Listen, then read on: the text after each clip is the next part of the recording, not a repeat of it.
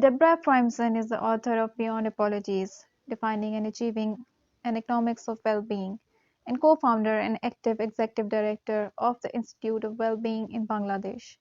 She is also the regional director of HealthBridge and co-founder of Work for a Better Bangladesh. Her work includes qualitative research, writing, public speaking, training, advocacy, activism, and has played significant role of conveying important messages through her books. In this episode, we talked about her books, her work in Bangladesh and Vietnam, and her journey as an advocate for living a quality life full of joy.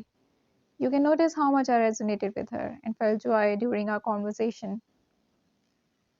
Assalamu alaikum and hello everyone. I'm Asban Sari, the founder of the organization Peacemakers Pakistani, and I'm bringing you the stories of placemakers, artists, and professionals from around the globe about how they created an impact and made change happen. You are listening to the Making It Happen show. Thank you for joining in. Enjoy the episode.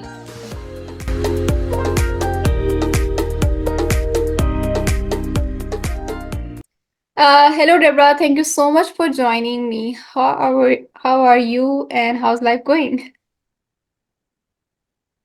I'm good. I'm good. Enjoying the end of what's been a beautiful winter, unusually nice weather here in Dhaka. Um, yeah. Yeah, so how did you came to Dhaka from all the way from USA, right? Yeah, that was a bit of a coincidence. When I was looking for a job after I got my master's in public health, I was offered a job in Vietnam, which I didn't really want to go to, but I was having trouble finding anything else. So I went to Vietnam, and at the end of my first year, my boss offered me a chance to visit either Sri Lanka or Bangladesh. And Sri Lanka sounded boring, like very nice, but boring. And I thought, oh, Dhaka, that sounds like a good, challenging place to go. And I came to Dhaka and almost immediately fell in love with the man I ended up marrying. So love brought me to Bangladesh, or actually didn't bring me to Bangladesh. It kept me in Bangladesh. Yes, Yeah. So I met him in that's a cool story. 1994. Yeah. Nice, that's a cool story. And yes, I was thinking like how can someone stay in another country for so long? But of course, a partner is a great source of motivation, I guess. I I'm so happy to hear that. Great. Okay, so I'm looking forward to our conversation today. I have so much to learn from you, and I have actually learned a lot because I have seen some of your work online, available online, and I will leave the link in the description box below as well because a lot of people can learn from you, and I'm looking forward to the future as well. So tell me about this thing that you are passionate about human health and well-being. Is there any motivational story behind it or your life story you experience because I really admire people who are into the healthcare services or any way supporting it. So I would like to know that. Yeah. Basically, for me, for those of us who have a fairly easy time of it in terms of we're not struggling to survive, or we don't have extremely difficult circumstances, not refugees, what's the meaning of being on this planet? And for a lot of people, it seems to be about making money and having a luxurious lifestyle. And honestly, to me, that's kind of boring and pointless, and not very interesting. And I always say the worst thing in life is not to be struggling, not to work hard. The worst thing is to be bored. So I want to be challenged, but I also want to know that I'm putting my time to a good use, that I'm contributing to making other people's lives better. So basically, I just looked for what way can I make a contribution to the world, but also do it in a way that I enjoy so that I don't burn out. So I should get pleasure. I should enjoy what I'm doing, and then I will stay creative and fresh, and I can keep at it for a long time. So basically, it was a combination of factors. That's so inspiring to be challenged, to look for challenge and to not just to not be bored, you know. It's oh wow, it's such a great perspective to have in life. And When people are afraid of hard work, and I'm thinking hard work is fine. What else are you going to do? But being bored and spending hours on social media, I was on Facebook for a couple of years, and I found it just painfully boring. And I actually got kicked off, and I was happier when I left. But yeah, we got to use our time for something. So why not use it for something productive? And challenges can be exciting and fun and inspiring. So absolutely. Yes, I agree with you because this recently I started to live life with this perspective, and it's actually amazing. This is cool. And yes, Facebook is boring. It's a waste Glad of we time. agree. It's a wastage of time. I just have to be on Facebook because of the, of spreading word and stuff like that, but I'm not into the scrolling and anything like that anymore, and that's so cool. There are more things to be do that we can do to spend time. And the thing you are saying, that not to be bored, is a great motivational source, something to look at. Great, awesome. Okay, so tell me about Health Bridge Foundation. Your commitment to the cause is quite long. What has been your role with them? So, Healthbridge Foundation of Canada, it's a public health NGO. It used to be called Path Canada. It changed its name many, many years ago. I've been working with them at least part-time since 1995. So yeah, that's a long time. They work on various public health issues, but the issues I've worked on with them include tobacco control, reproductive and sexual health and rights, and urban planning and transport. So Healthbridge has a, excuse me, a livable cities program, including here in Dhaka, Bangladesh. We have it in many Asian cities, not yet in Pakistan, but in many cities in Asia, a couple cities in Africa. And it's wonderful because the partners of Healthbridge who are implementing the program, they share a lot of ideas and information with each other. So for instance, in Vietnam during COVID, they started doing so-called mobile playgrounds where they create a temporary play space for children in what's normally a car or motorbike parking area in a residential area, usually for very small kids. And the neighbors actually just give donations of kind of junk, old boxes or sticks, whatever, very simple things. And the kids sit out and play. And during COVID, they actually had chalk circles so families could sit together but be separated from other people, so it would be safe. But that idea of mobile playgrounds and temporarily setting up a play space for children where normally vehicles are parked, we got that idea from Healthbridge Vietnam and started implementing it here in Dhaka. And it's been very popular. Kids are just so happy, especially, I'm sure it's the same situation in Pakistan where girl children especially do not have the ability to play outdoors. It's not considered safe. And guardians generally only let small, even older girls play if it's very close to their home. So by doing this in residential areas, the girls can play within a very short walk of their home or almost right in front of their door. And since it's temporary, it's easier to get permission for it. So that's been one of the things that I love in the Livable Cities program of Healthbridge, that partners are sharing ideas with each other. We've worked together on farmers markets, sharing ideas about those. We just had a conversation about risky play. So basically, across different countries, different cities in Asia and then in Africa, working to make cities better for people rather than being focused on the car. How do we make them more livable, increase people's well-being? So that program, I actually started it and then stepped aside because I'm not good at running things. I'm much better at starting things than running them. So I stepped aside. We have a wonderful director of the program, but I still give some technical assistance just because I love the issue so much. The combination of urban planning and transport policy intersecting with economics, health, environment, health, happiness, well-being. It's a fantastic program to work on. That's awesome. And you started it. It's such a great contribution to the world, I would say. Love the idea. And exactly this, the learning programs and learning from different countries, it has been rewarding. It has been a great experience because in placemaking we are trying to do this as well. Just like this interview is part of it, like we are learning from it and people are going to learn while they listen to it. Also about the playgrounds, mobile area for the children to play. It's in the residential area. It's a great idea, and also we are planning to do it in Pakistan. We are working in a society, and we're looking forward to it, but there seems to be a few challenges.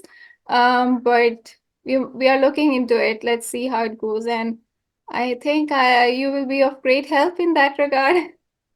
I hope so. Yeah, I wish you luck. And we wrote a manual about how to do it. So Thank we'd be you. happy to share that with you. I think we have an English version, not just Bengali.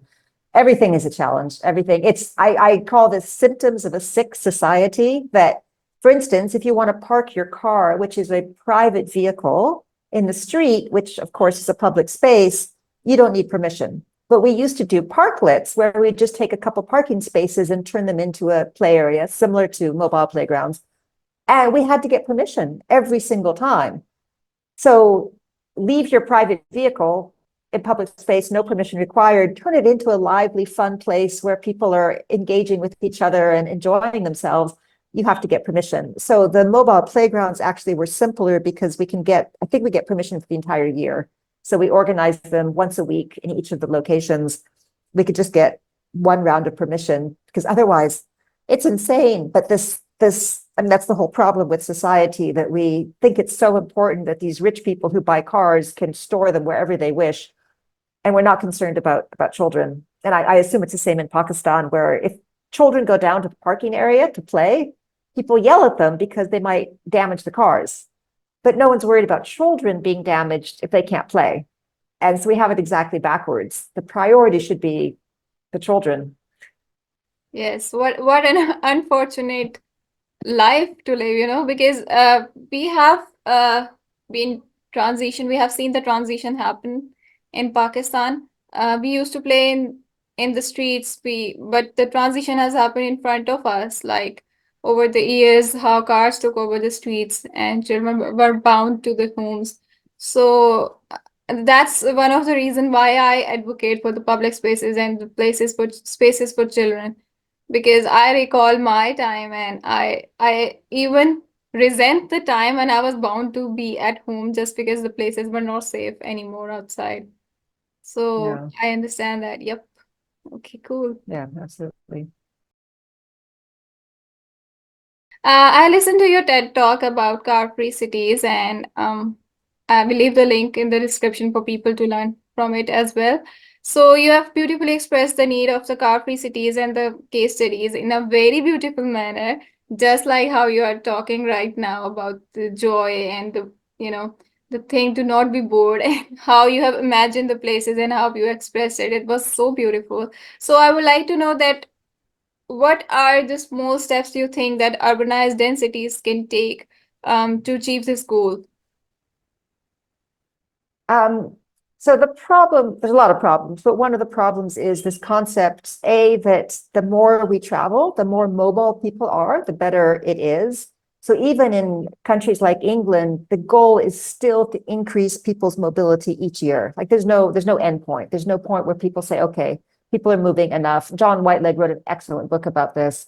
So this focus on mobility as if being traveling more, even if you're just traveling to the same place, you're traveling farther to your work, you're traveling farther to school, farther to university. That doesn't benefit people, but that is what policymakers perceive. Along with that is the idea that transport means the private car. Several years ago, I actually reviewed transport policies for Dhaka, Bangladesh, and it was rather stunning because rickshaws, which account for about a third of trips, and walking is about a third of trips, basically not mentioned. Bicycles not mentioned at all. Most of the focus was on the private car, which at the time, I mean, even now it's about 10% of trips. At the time, it would have been even less than 10% of trips. So this focus, this idea that transport means the car, which just isn't the way things work in Asia or a lot of our cities. And when it is by the car, it just causes a disaster. So that's one of the steps towards creating car-free cities. There's also this idea, you talk about these cities and we imagine these big cities and people traveling really far. Often, a lot of the trips are actually quite short and quite reasonable to do on foot or on bicycle if it were comfortable and convenient to do so. And, living in Dhaka, I'm aware that walking often is miserable and cycling is terrifying. But people are often not traveling very far. It's a mega city, but a lot of people's trips are actually quite short. So governments need to stop thinking that more mobility is better. They need to stop thinking that transport means the car. We need to change those paradigms. There's also a vicious cycle that happens, which is because government plans for cars, they create a situation where it's easiest to get around by car. So more people buy cars. So government officials think, oh, we have to plan for cars. And it just gets worse and worse. But you can also have a virtuous cycle where people start moving out of those motorized modes, walking and cycling more or taking public transit. And as more people do that, it becomes safer and nicer, and more money gets invested as people realize these are important. And then things keep getting better and better for people who are walking and cycling and on public transit. And you can do various methods to make driving less of a agreeable alternative. And things keep getting better and better. So I would say, somebody from World Bank, who also worked at Asian Development Bank, he actually said to me, why don't you lobby to get governments to spend a fixed percentage, whatever, 5%, 10% of all of their transport projects, a fixed percentage should go to walking and cycling. And then you'd make a huge difference because they're always underfunded. They aren't given priority. So if we could shift the paradigm, the way we think about transport, and we can't just tell people to get out of cars and walk and cycle more, to stop using motorbikes. We have to actually make it pleasant. And that's government's job, but it's our job in civil society to push our governments to do the right thing so that people can have better options. Yes, and it's a doable thing if we just like a small amount if it goes to. So did you try to talk about it in Dhaka? We've had some successes. I wouldn't say on the budget, that's a huge matter, but for years, the government blamed the traffic congestion on the cycle rickshaw, and that the cycle rickshaw slows down the cars. And then they'd say, cycle rickshaws pollute, which is crazy. They'd say, well, they pollute because they make the cars go slower. And like, okay, the VIP roads, which is only cars, are always jammed up. That's insane. Then occasionally they started blaming pedestrians. People on foot are clogging the roads, like completely insane. Finally, after about 10 years of giving the same message over and over, got to have patience, they finally started admitting that cars are the problem and looking at actually doing some car control as opposed to always promoting and subsidizing the car. But no, we have not succeeded in getting a significant portion of funding for walking and cycling. It's gotten better, I think. There was some more government interest, at least in cycling, actually in walking also, and making footpaths more universally accessible. But yeah, we still have a very long way to go. It's not an easy battle. Definitely, but a little progress is also a progress. So glad to know that you have reached that point and taking further steps. Awesome. Okay, so you are associated with different organizations, and would you like to share your contributions about it and what other Asian countries can learn from it? Sure. So I work with, well, as you mentioned, HealthBridge. I'm senior advisor to HealthBridge, the public health NGO. I work with the Car-Free Cities Alliance, which is an international alliance promoting this wonderful possibility of these great cities where we would not only not have cars, but not have motorbikes or trucks. We could even have cities free of, depending on which city, you could have cities free of motorized vehicles, and they would just be amazing. The whole city would be public space, basically. I also am co-founder of 2 local NGOs here in Bangladesh, Work for a Better Bangladesh and the Institute of Wellbeing. So each of those organizations does different work, similar, but different work, different focus. But some common themes that I would mention, Work for Better Bangladesh, we've been around, we just celebrated our 25th anniversary, and we are an advocacy organization. We have a whole series of advocacy successes. So we've actually managed to change government policy. We've gotten government to do a better job of implementing laws and policies across a range of issues. And we've done some on the ground work in terms of placemaking, getting kids involved in planning public space, planning how they want to travel to school, how to make their walk to school safer, all kinds of things. So even though it's frustrating and difficult, and I'm certainly going to acknowledge that, as I said, it's better than being bored. Advocacy is powerful and it is possible. And different governments are obviously more difficult than others, but even difficult governments, it is possible to convince them, if you do it right and use a multi-pronged and very strategic approach, it is possible to change government's approach and get them to do a better job. So absolutely, we can and must work with government to improve policy and to improve infrastructure. And one of the other lessons I would say is that young people have a lot of idealism and creativity and some great ideas and a lot of energy. And if we can harness those skills of young people, then we're going to be much more successful. And one of the things I love about young people, they tend to have bigger dreams because their life is ahead of them. People in my age group, we've lived most of our life, and we get discouraged when, I've had a lot of successes, but you also have a lot of challenges. But you can see young people tend to be much more idealistic. And I think that idealism is absolutely key to achieving something great. Because when we have a bunch of older people who say, oh, you can't do that, that's not going to work, they drag us down. And we need that youthful energy. And I've seen where that injecting the youthful energy into a group that does understand how to do advocacy, that combination of young power, maybe not skilled in advocacy, and older advocates who are willing to work closely with young people, it's a tremendous combination that can lead us to much better things. Lovely, yes. And yes, I can say yes to this, that while being young, we have greater vision, bigger vision, and we can dream of things. We do dream of things sometimes which feel impractical to elders. And but I think you are more than young than us, more younger than us. Like your dream of car-free cities, I'm not still there. Like, because maybe we have been so dependent on cars and motorbikes, like it's hard to imagine that. But when I listened to your TED talk and what alternative vision you were giving about how cities can be, that was more inspiring. And it led me to think about it, that yes, if we have the alternate, then not thinking about cars is a solution, is a possibility. So that's true. And your work is amazing. You have been doing great work. And the things you are saying about the advocacy is so true. Like, advocate, at least we can advocate, we can start with advocating in small steps, and we can reach somewhere great. I do believe it. And we are striving for that. Thank you so much for all the work you have been doing, because it's inspiring, and also it's a great body of work to get guidance from. So thank you so much for that. And also because I love to read books, and I love to read books especially on self-help and um, the motivational books and self-healing books.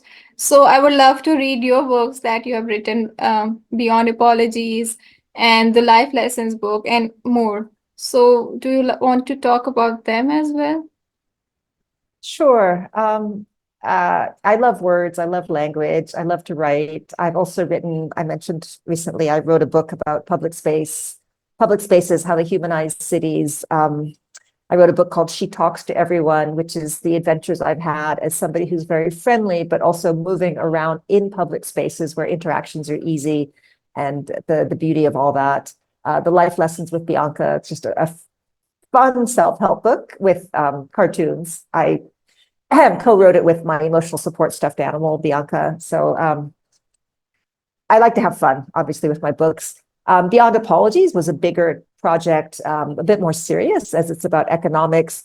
And what I do in Beyond Apologies specifically is address 13 myths about economics. And the way you said, we just assume we're going to have cars in cities and we're used to that. There's certain things that we all know about economics because we've heard it so much, but it's not true. So this idea that growth is sustainable and that GDP actually measures something important, or that the World Bank and IMF are out to make our lives better. There's a lot of myths, and it's really important to understand where we've been misled, deliberately misled, and that gives us the power then to work for something better. So in the book, I go through the different myths. I offer a alternative approach, and then I talk about how you can actually work to change some of those things. And if people are interested, it's available for free on the Institute of Wellbeing website. And basically what a lot of people have said, you can't solve problems with the same thinking that caused the problem. So I mentioned the TED Talk, for instance, the idea that electric cars will solve the climate crisis. Well, the climate crisis is largely a problem of overconsumption. So what's the solution? Consume more, buy a more expensive car. There should be an immediate reaction to that of that's BS, because that's not how the world works. So this idea that there's these amazing technologies and we can just live this wonderful life in our polluted, congested, smelly, noisy cities where people are getting killed every single day in car crashes and kids can't play outdoors and people can't walk or cycle, but that's okay. We'll just take the cars and replace them with electric cars. There's got to be a bullshit factor where you say, no, that's not how it works. There has to be something better. And I have the same feeling about cities and cars and cities as I do about economics, that there is this, I mean, I don't want to say it's a utopia, but I mean, it's almost utopian, this incredible life that we could have. If you think about the resources on this planet, how much wealth there is, and of course, right now it's maybe 8 people have the same wealth as half the population. So, ridiculously unequal. And that was years ago. It might be even worse now. If that wealth were distributed equally, and if we focused on meeting people's needs before we worried about their wants, and if instead of focusing on the wants for luxury items and fancy homes and a big fancy car, motorbike, what if we focused on the need for companionship and for nature, access to nature, and places where you can take your kids to play outdoors? Right outside, when I was waiting for this to start, right outside there's a cricket field. There's a path around it. There's a little corner for children. We designed the field. When the government remade the field, we did the design with kids. And I look out the window and I see happiness. There's people walking, there's kids playing, there's kids playing cricket, but there's also kids playing on the play equipment. There's girls as well as boys, people of different ages. There's people outside selling things. So it's also a source of economic opportunity. That's just one little field, but we could have cities that actually meet our needs. We could have entire societies where nobody has to be desperately poor and nobody's obscenely rich. And all of that is possible, but it's not going to happen unless we fight for it. And we're not going to fight for it until we believe it's possible. And that's what I try to do in my TED Talk and my books, is show what we could have. And as I said, the first step, if we can just believe in the possibility of something infinitely better, then we can go to the work of achieving it. And because it would benefit 99.999% of the population, basically. If we actually came together and worked for it, it would be possible. So that's basically the inspiration for my continuing to write. Even in the life lessons book, I'm talking about being happier with yourself, being a better person, all of that. But I can't help but weave some of the other ideas in about car-free cities and Yes. Things that you could work for, because life has to have meaning. As I said, that's why I do this. Life has to have meaning. And it's not just about feeling good about yourself without a cause. You should feel good about yourself because you're doing something important. You are trying to make life better, at least for your family, for your community, for your society. And if you're doing that, then yes, feel good about yourself. And I offer suggestions, obviously, on how to do that. So yeah, I'm hoping more people will become inspired and turn the fear of the climate crisis and the fear of the species destruction and all the wars and everything else, and turn that into strong commitment to creating hope and creating the better societies we would all benefit from. Great messages, indeed. And yes, you're so right that if we can believe it, we can achieve it. And also that I truly agree that we humans are tend to creating the problems and then we try to find solutions of it. And that's exactly what the consumerism is about, right? It's actually putting yourself in a cycle which is of no use, which is purposeless. Yes, it does make money for some people, but it has no meaning for a human being or for human life and their well-being. Also, I don't mind in admitting that before this interview today, I just tried to look more about you on the internet and I was so overwhelmed.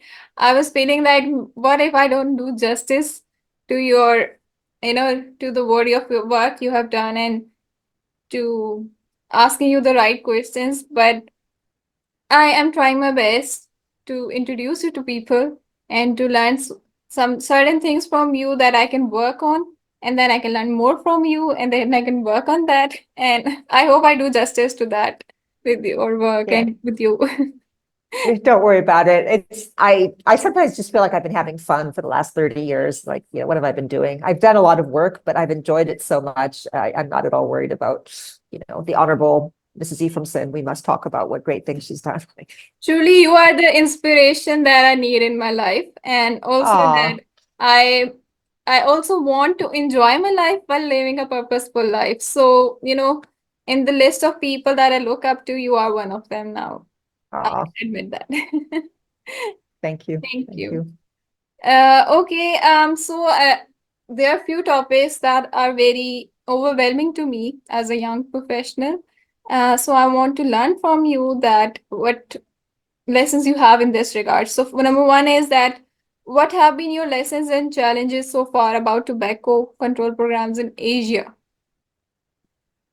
So I started working on tobacco control in maybe 1998. And when I started in Bangladesh, everyone said to me, oh, soon, sometime in the future, you'll find an important topic. And oh, you're not going to be able to do anything. And why are you even trying?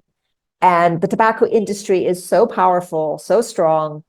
There's no way you're going to convince government to do anything. And our whole focus was on law and policy because we know from international experience that telling people not to smoke is useless. And if you tell kids not to smoke, they often rebel and just smoke more.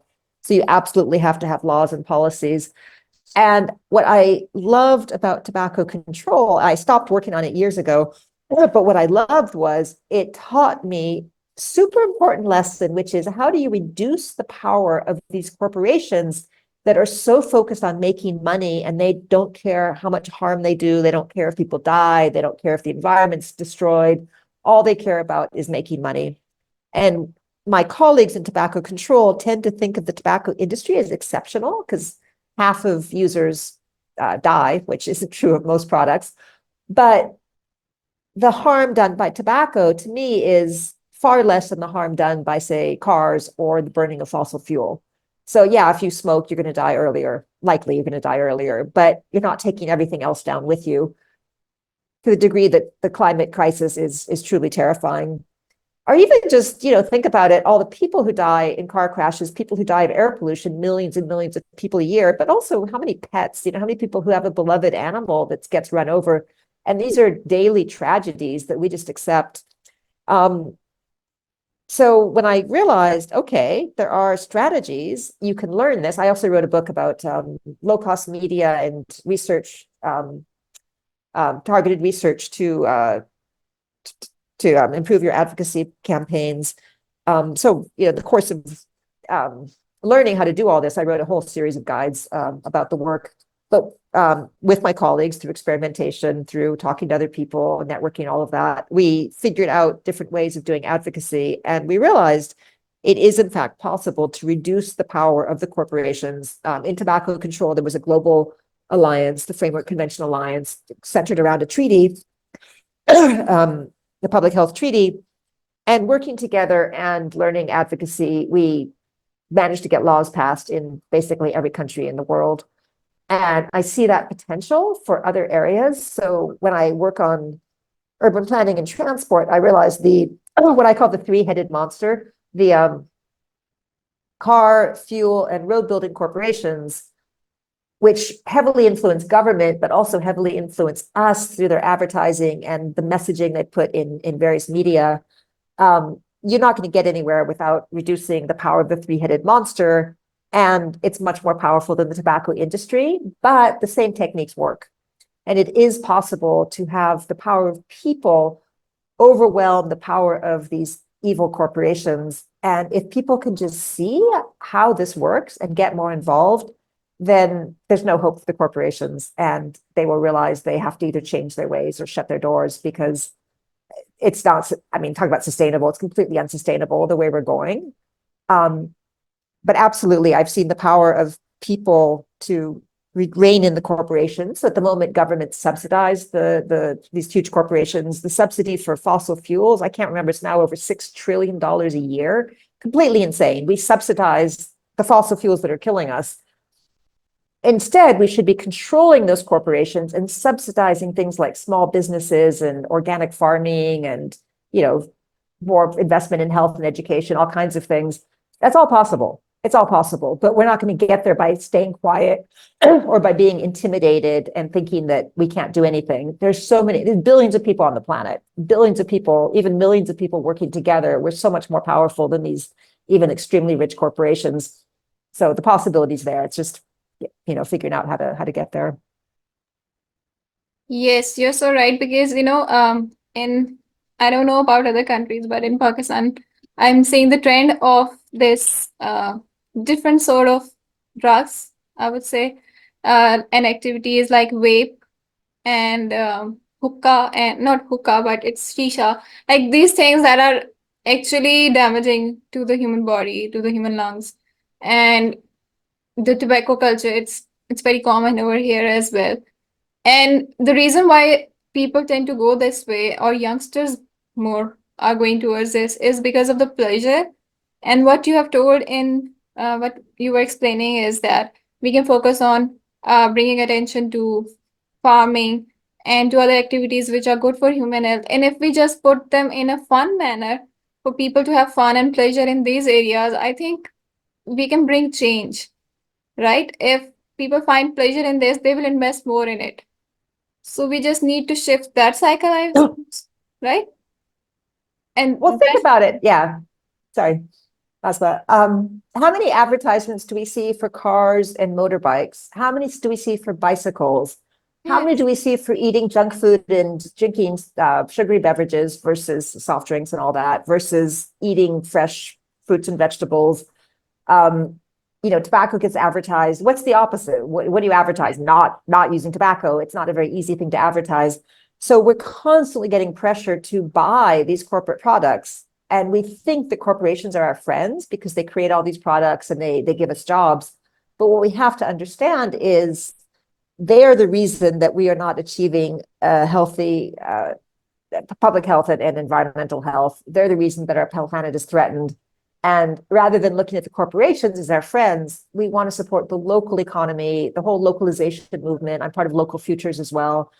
And if you can get people to see that and get government to stop, as I say, subsidizing these corporations. I don't know in Pakistan, I know in India, there's a huge subsidy to the tobacco industry. I'm sure it's the same in Pakistan. Well, if the government's subsidizing it and basically pushing it, then of course people are going to get addicted. But if we subsidized healthy activities, so people who are involved in various activities and sports and clubs and all of that, they're much less likely to become addicted to drugs. How much money is going into that versus subsidizing the tobacco industry? So it's there's big, lots of money floating around that's tends to be going in the wrong direction. If we could channel that money in the right direction, we could have some major changes.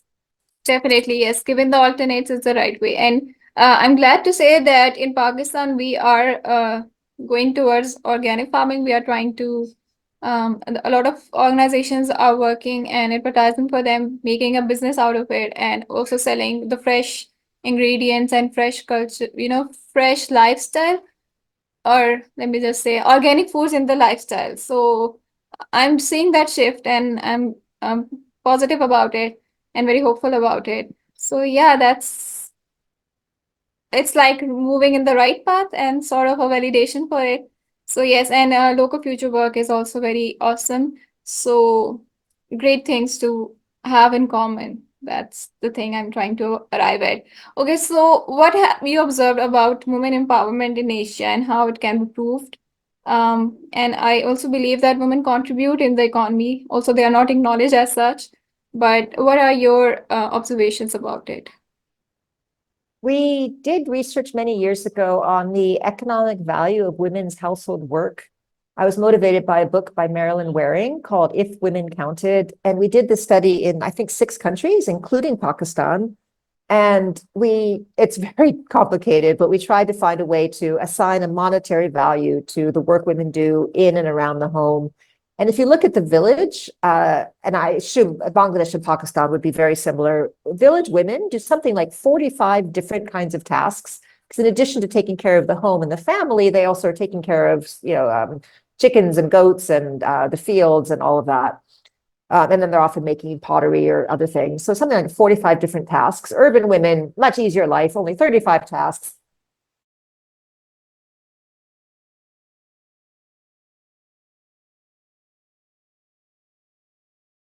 You're listening for your baby if it's crying. So yeah, did you miss any of that? My internet's a bit bad. Yes, while you Sorry, were telling about the work women are doing, you were explaining the task.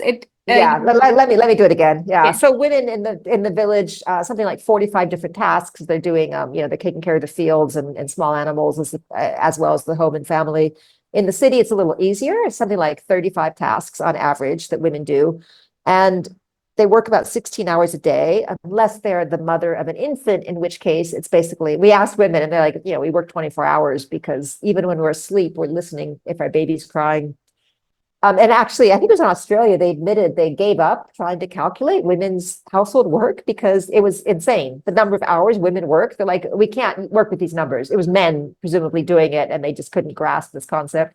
So we, from Marilyn Waring, who was an MP in New Zealand, amazing woman, PhD economist, we figured out some methods, and I don't remember for all the other countries, and people did it in different ways. But in Bangladesh, we calculated if you actually put an economic value to women's household work, it's greater than GDP.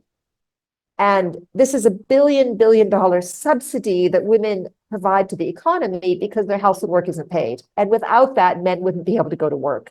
So women obviously contribute directly through their paid work, but they're also making a enormous contribution to society. And if you look at the jobs people have, we just talked about tobacco. A tobacco company executive gets respect and gets a big salary, and he's killing people. And a housewife is contributing to health and well-being. She gets no money and no respect. So obviously our values are a bit off on that.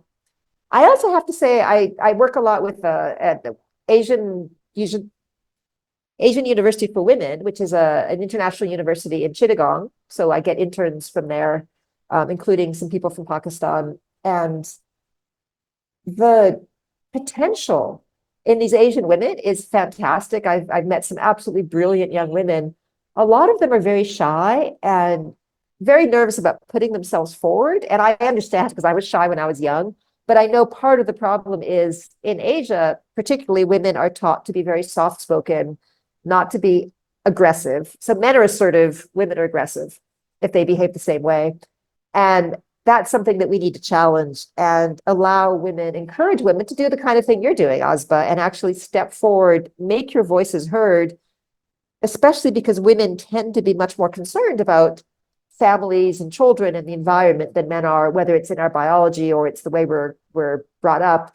Whatever the reasons, we do tend to be more connected to nature, more connected to concerned about health. We're not so big into playing with, bulldozers and big trucks and all of that, the kind of toddlers that become men, crazy obsessions and, war's fun, all of that nonsense. We need more women in politics, in business, in leaders in society. And that starts with, first of all, understanding that, a lot of people say, what does your mother do? She has nothing. So we did a fun video about this. I don't do anything, where this woman, after showing all the tasks she does all day long, she works super hard. Women work way more hours than men, don't get any vacations. And then she says, I do nothing.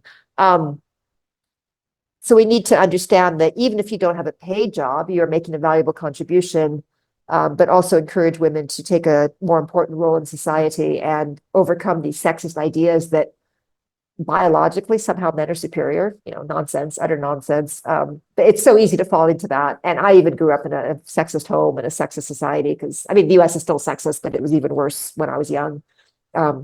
We need to move beyond that. And that's going to help us to achieve all of the things we're talking about, because women I think in particular have a lot to offer in the field of placemaking and peacemaking. Yes, and I agree with the idea that uh, that women are doing more work than men, and they need to come forward and raise voice, because yes, we are concerned about the families more, because most of the women that I know, their major motivation to work is their family actually and their children. So um, bringing voice in the right area is also an option. And also, I just see that most of the women are trying to compete with men and trying to do the work that is not serving them or their families anyway. So putting effort in the right place and getting paid for that actually is also something that our government should and our people should admire and facilitate, right? These are my opinions. Maybe I would say that um, my Yeah, observation, my you know I have, sorry, opinion. I have to add something. Yeah. Yeah, yesterday I had coffee with a friend who works for the World Bank, and he said, we need to treat everyone the way we treat women. And what he meant was, stop trying to, when women join a business, they try to act like men. Instead, they should act like women, and men should also act more like women in terms of being more concerned about domestic issues and family and all of that. And the idea of, the work-life balance. Men often think that, they just work insane hours and they don't have time for family, and women can't do that. But men shouldn't do that either. Um, yeah, Yes. we need Uh, a more female focused world. Yes, and I would like, I don't mind sharing that. I am that aggressive woman that you mentioned earlier, because I have Sort of. been raised in an assertive man. I was raised among boys, so I was tend to be more masculine than feminine, and I learned with time that my femininity was actually my power, is actually my power. So I'm trying to get more into that flow and trying to bring my voice from that source, basically, in that manner, let's say. But and I have seen change, that people are more listening and more attentive when I'm coming from a place of when I'm coming from a when I'm taking a stand as a woman, not as someone who is aggressive, like actually aggressive like men, but actually being assertive like women. So Exactly. there's a change, and that shift has been very empowering and very inspiring to people and to myself. So yes, it has been great to know that. Okay, ma'am. So you listening to your work and reading about it, I wanted to ask you this question: that the issues you work on and address in order to generate awareness are very serious in nature. So I want to know, how do you cope with, how do you cope with or deal with the energy associated with it, and do not let it consume you or deplete your energy. Yeah, so I will give you a longer answer in a moment, but the short answer is you got to have fun.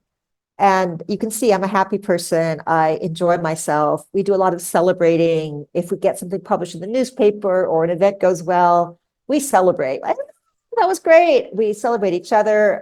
We make a lot of jokes when we're working. I'm always making jokes, and we laugh a lot.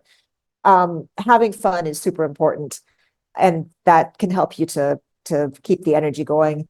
And I've noticed, we notice that kids have a lot of energy and none of the work, and all adults have all the work and a lot less energy, and that seems so unfair.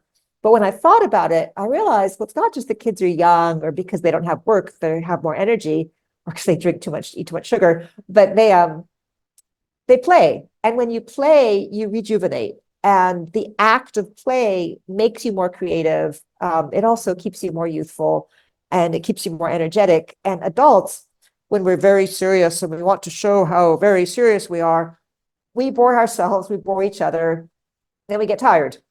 And when I realized that, because I always felt like, how come I never grew up? I'm not a proper adult. I look at my friends who seem very professional, and I'm very playful and childish. And I realized, no, this is actually perfect. A, it enables me to work with young people. B, it keeps me more creative. And C, I don't burn out because I have fun. The more serious answer is also, as an individual, you've got to take care of yourself. So getting enough sleep, putting away your phone. We talked about social media. Turn off social media. You can put an app on your phone to limit your time on it. Read a book before you go to bed. Get enough sleep. eat healthy food, get some exercise, deal with your stress, and try to create a balance in your life where, yes, you're going to work hard and take on serious challenges, but you're also going to have time to spend time with friends and read good books and go out for long walks or bicycle rides, whatever. You've got to have that balance.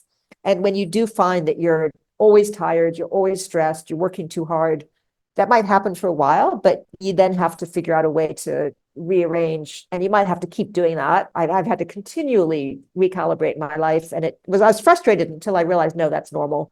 Things always fall out of balance, and you just got to do it again, figure out, okay, where can I change that I can have enough time for myself. Yeah, so I think living life right. I talk about this a lot in the book, Life Lessons with Bianca. If we learn to live right and incorporate fun into our work, then we can keep going for a long time and find that energy. That's awesome, and that's actually right. And I would say that having you as a boss or as a leader is is going to be fun, because who would want to work with someone who is very professional and very rigid? That's the right behavior, and very focused on work all the time.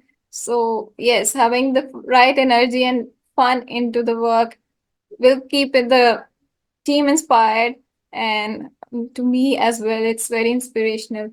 So right thing. And yes, we have to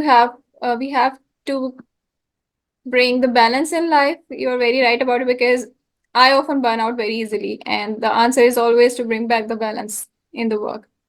So thank you so much. All these questions were focused very much on you, and now I want to ask the few questions that I ask everyone, and it's sort of a rapid fire questions. So tell me, what keeps you inspired, or what drives you, what keeps you focused on the work that you do? I see the possibilities. I'm obviously concerned about health. I'm concerned about the environment, but I also want people to be happy. And I see where I live, we live in a low income neighborhood.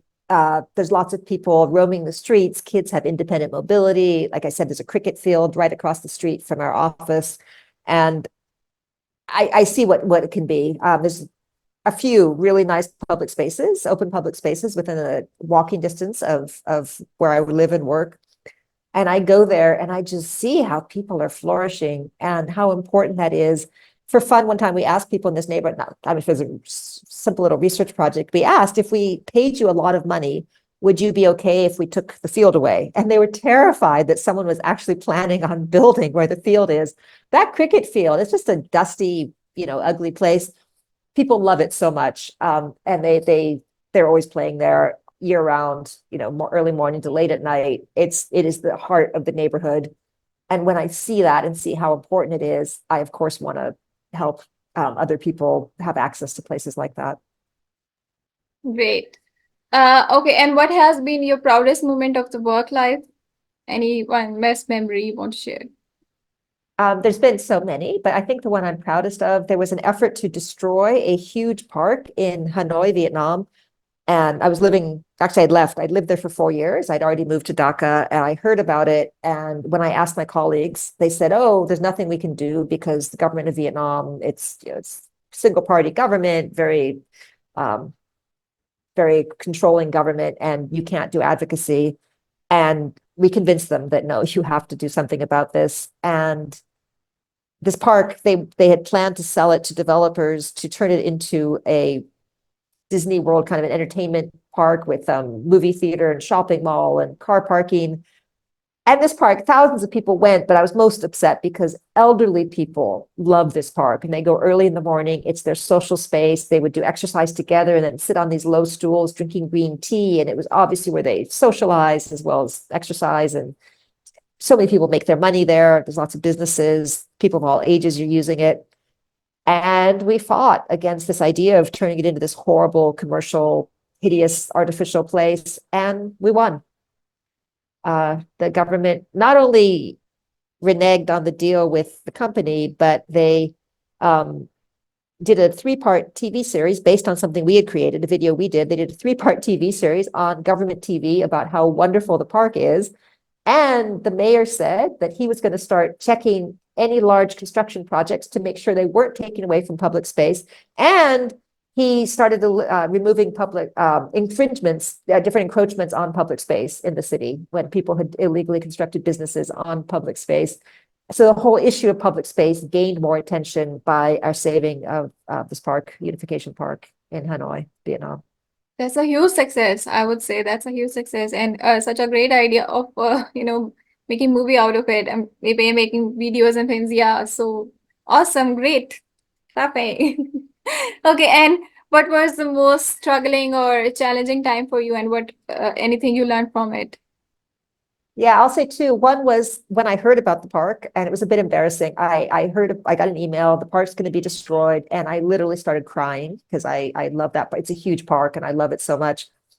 And I had a meeting later on, and I'm sitting there, my eyes are all red, and I thought, how do I say I'm crying because a park is being destroyed? They're going to think I'm crazy, but of course it's upsetting. I had a similar reaction when the government was expanding the cycle rickshaw bans in Dhaka, and we fought so hard against the bans because rickshaws are, environmentally friendly. A lot of people make money. It's a great, safe form of transport for women and children, especially. You can put your child in a rickshaw and send them off to school and not worry about it. Door to door, safe transport. And I thought we had lost the first campaign, and I didn't realize till later advocacy can be tricky. They actually created a non-motorized vehicle lane on the main street. And I realized later that was the result of our advocacy. So they didn't entirely ban the rickshaws from that street. And they had planned bans on something like 18 streets, and they carried out almost none of them. And we've had a whole series of protests since then. I get less emotional now as I'm older, but my staff fortunately is still motivated, and we've successfully continued to fight these bans. But what I realized is if you are emotionally invested in your work, which you should be, it can be deeply, deeply upsetting. And there has to be some level of being able to step back and be upset enough to have the motivation to work, but not so upset that you're disabled because you're just so upset. You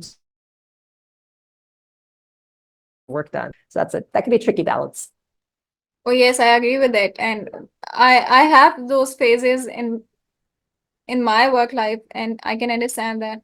And I'm glad that you guys carried out, focused on it. You had a staff who was focused on it and were supporting you in it. And yes, I don't understand that why do we try to actually, I get the idea because you mentioned that it is slow for those people, for the corporate people, that they are slow in speed. So they try to ban that, which is slow and not progressive for them, but actually the right thing.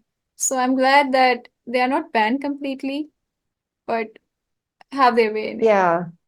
Well, the idea is because you can move around comfortably and conveniently by rickshaw, why would you buy a car? So the government is actually trying to force people to buy cars and motorbikes because of the pressure. As I said earlier, the three-headed monster, the car, fuel, and road building corporations. So in order to push people to buy cars, they try to ban the rickshaws. And the World Bank actually got into this, and we fought the World Bank so hard. I had a World Bank official later tell me I never want to work on transport again.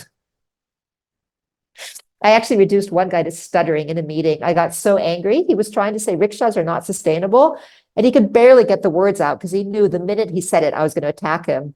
I was just looking at him like, yeah, say it. He's like, rickshaws are not sustainable. I was laughing inside, like, I can't believe I reduced this man to stuttering. That was pure fun. Like sometimes I have to admit, I have a slight mean streak, and I can only use it on people I consider evil. So if someone's doing something harmful to society and I can challenge them and be a bit aggressive, genuinely aggressive, not just assertive, for me, that's fun. And I don't usually get to indulge in that particular pleasure, but we can have our guilty pleasures that actually, if I'm fighting for the little guy, why not? Why not get a little bit vicious? And it's worked. So That's one of required. my secrets. Yes, Well, and one of I'm my good secrets for is, it. take your flaws and make good use of them. Take the weak parts of your character and find a way to make them useful. Yeah, it's a meaningful use. So yeah, okay. Do you have any favorite quote that you have learned or that keeps you motivated as well? I will tell you two. So one is the only guaranteed failure is if you don't try. So I always tell Great. myself that Yeah, and often we've taken on something that I thought was too big and it has succeeded. So I have to remind myself, hey, you never know until you try. And of course, we're going to fail if we don't even try. So at least there's a possibility if you try. So the only guaranteed failure is if you don't try.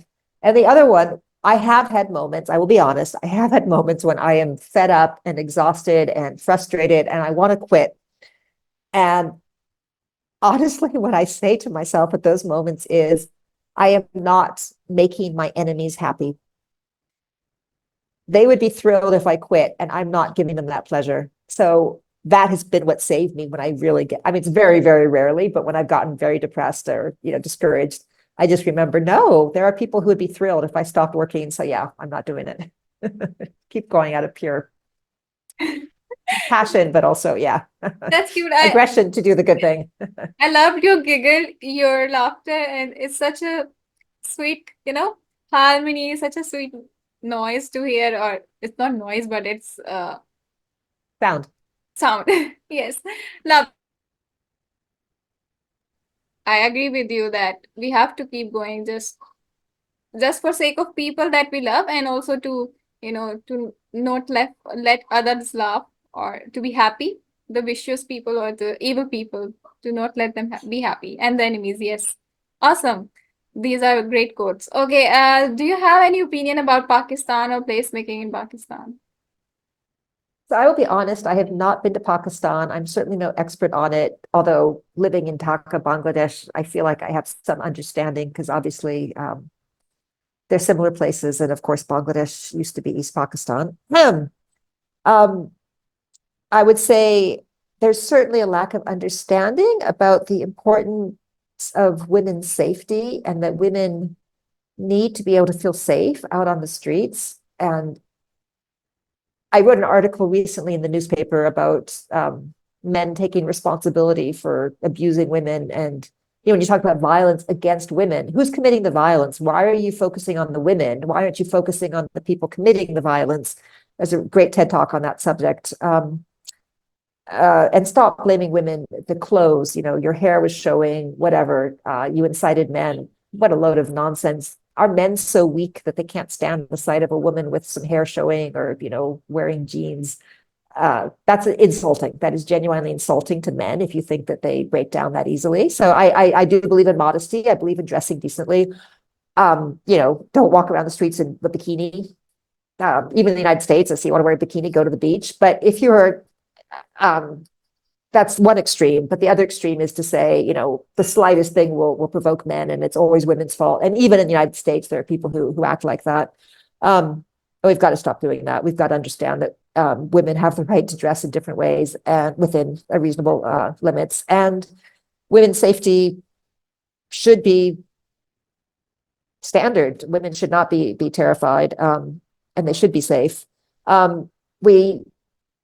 We discussed this. We need to involve youth more in placemaking everywhere. Young people have so many good ideas and so much energy. The thing I do want to say specifically about Pakistan, I've had the pleasure of having many Pakistani interns in person and online. I had some directly from Pakistani universities that we had an online internship through a group called Women Ascension.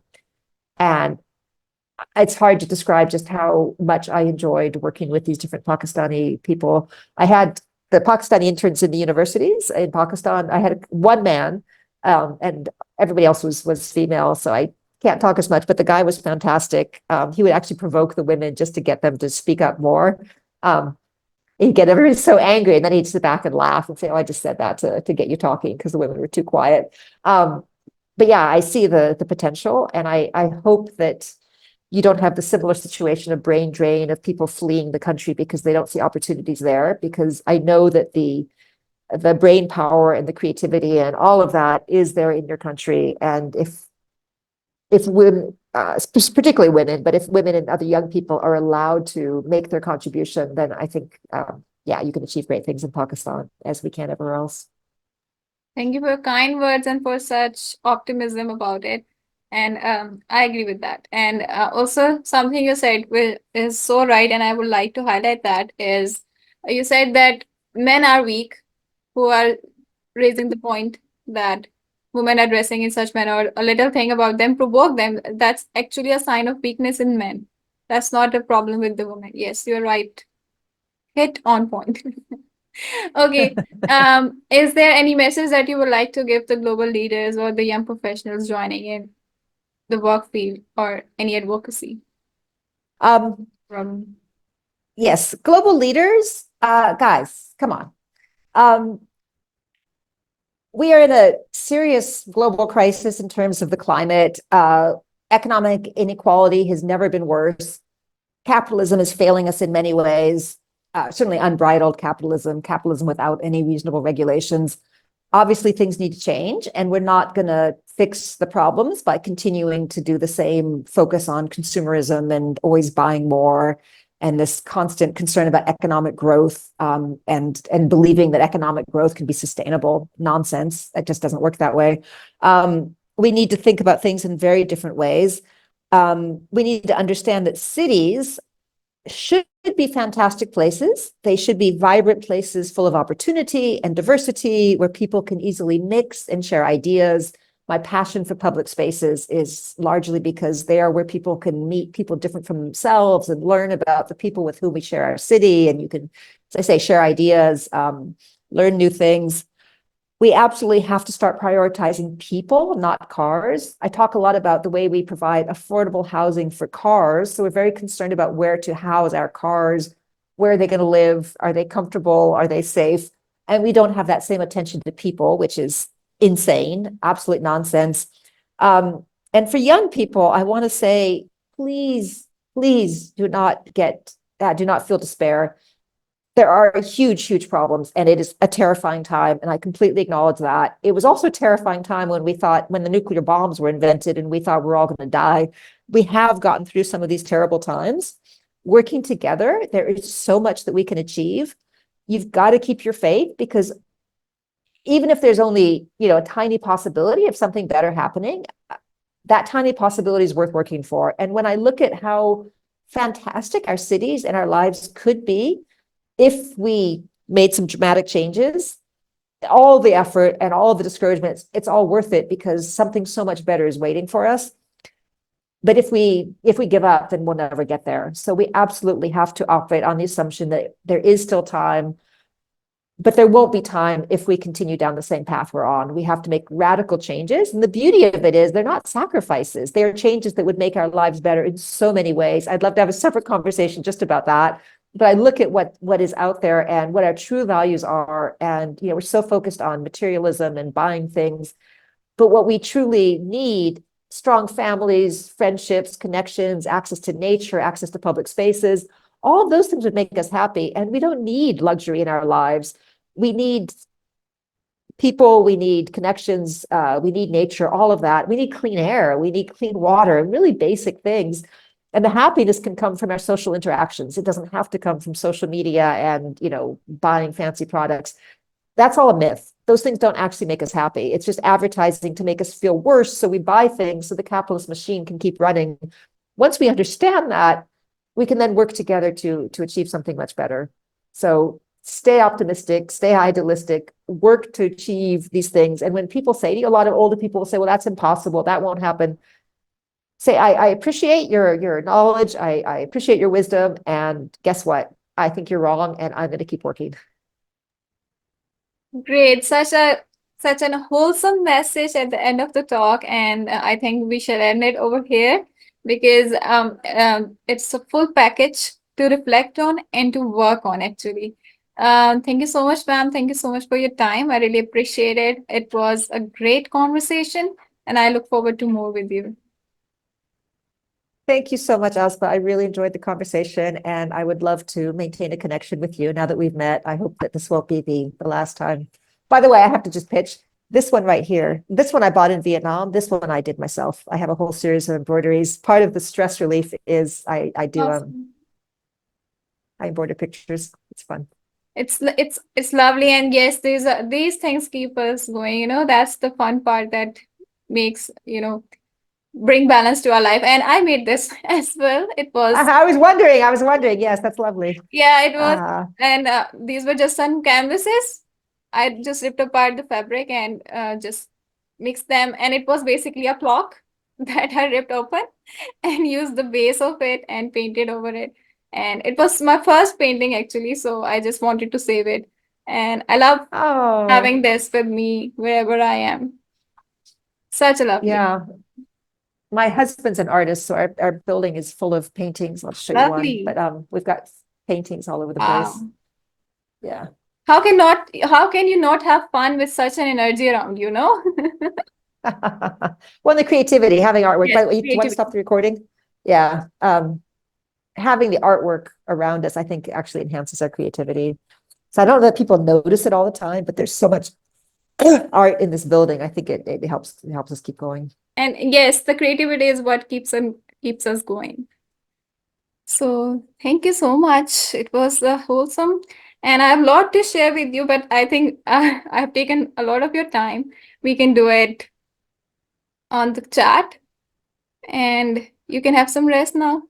Thank you so much. It was Yeah, lovely meeting lovely to you. talk to you. And yeah, do stay in touch. Definitely, I will. Thank you. Take Okay. care. Bye Yeah. bye. Bye.